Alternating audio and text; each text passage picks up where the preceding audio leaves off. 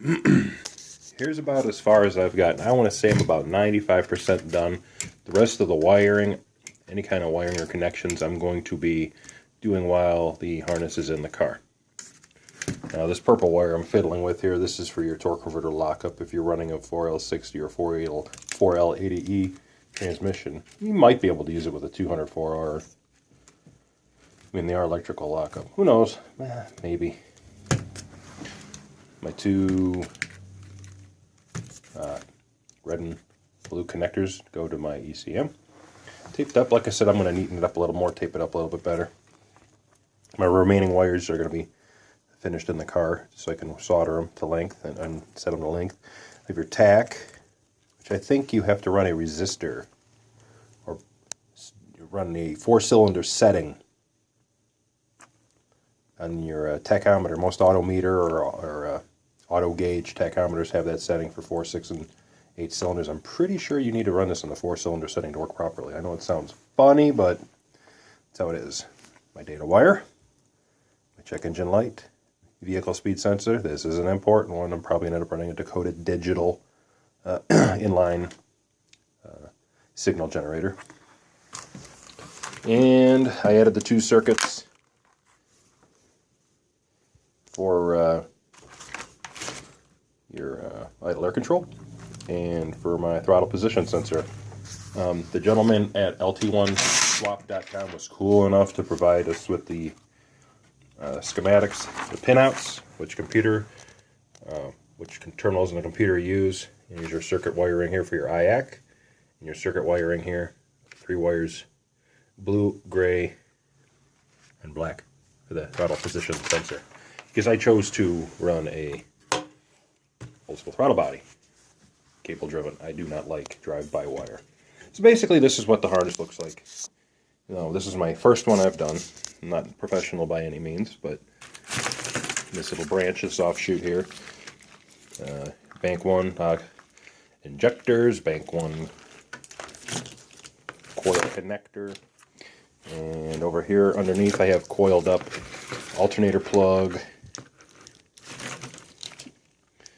coolant temperature sensor, very important of course, and there's most of this coil here, which I'm going to get some lume for it, is for the crank sensor. Without this sensor wired up, don't even try to figure out why your engine won't start.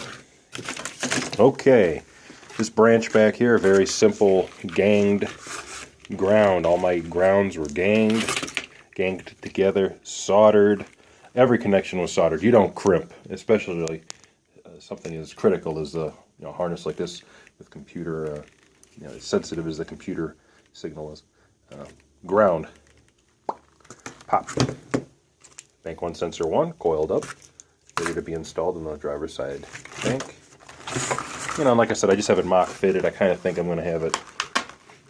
Like I said, it needs to be in the car.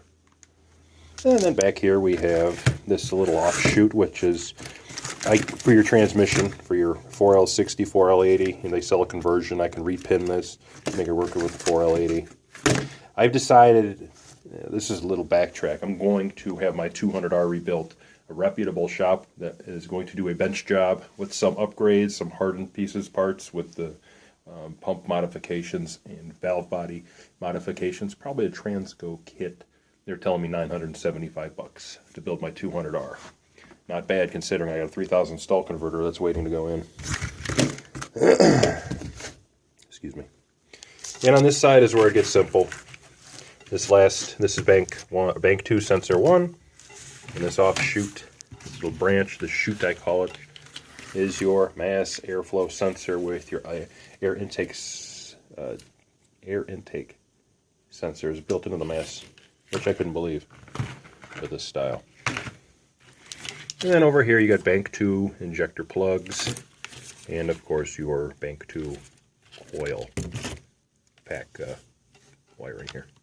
Very simple. I mean, honestly, if I was to rush it, I could do this harness in a day. 8 hours, but this is my first one. I wanted to do it right. And then, of course, one of the most important aspects of the harness in terms of modifications. This is your power distribution block. 2 relays. 4 fuses. I'm not sure what fuse I'm going to run. I just popped them in there. you look, these three are 12 volt switch, 12 volt keyed, your orange 12 volt hot all the time. And I use thick wiring, you know, better to be safe than sorry.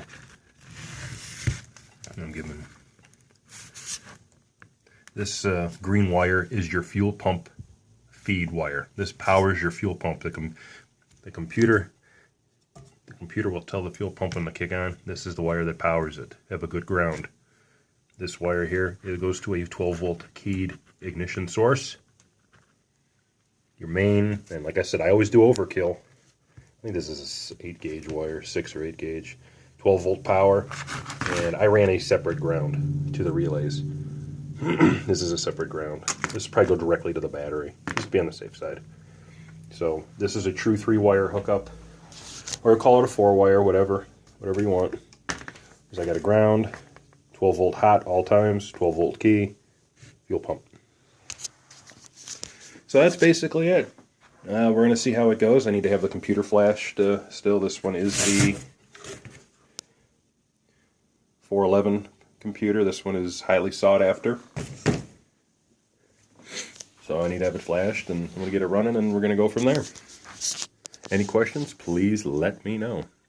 Thanks for watching. As always, you know, if you need any help with anything, just shoot me an email. I try to answer as many as I can.